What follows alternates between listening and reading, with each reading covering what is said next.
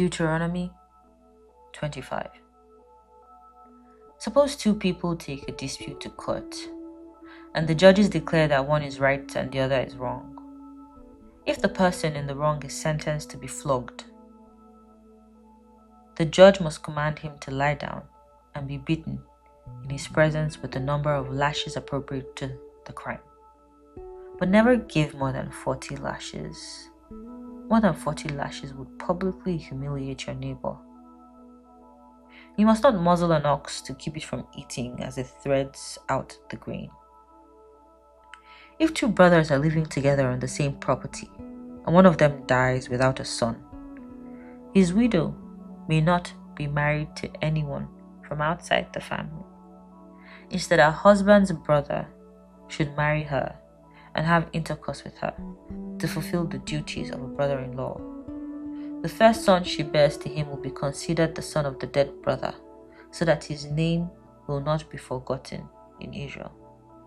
But if the man refuses to marry his brother's widow, she must go to the town gate and say to the elders assembled there, "My husband's brother refuses to preserve his brother's name in Israel. He refuses to fulfill the duties of a brother-in-law by marrying me." The elders of the town will then summon him and talk with him.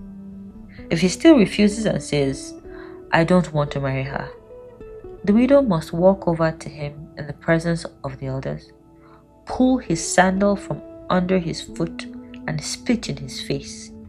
Then she must declare, "This is what happens to a man who refuses to provide his brother with children." Ever afterward in Israel, his family will be referred to as the family of the man whose sandal was pulled off.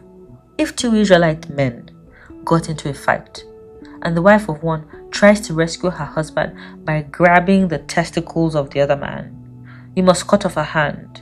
Show her no pity. You must use accurate scales when you weigh out merchandise, and you must use full and honest measures. Yes, always use honest weights and measures so that you may enjoy a long life in the land the Lord your God is giving you. All who cheat with dishonest weights and measures are detestable to the Lord your God. Never forget what the Amalekites did to you as you came from Egypt. They attacked you when you were exhausted and weary, and they struck down those who were strangling behind. They had no fear of God. Therefore, when the Lord your God has given you rest from all your enemies in the land he is giving you as a special possession, you must destroy the Amalekites and erase their memory from under heaven. Never forget this.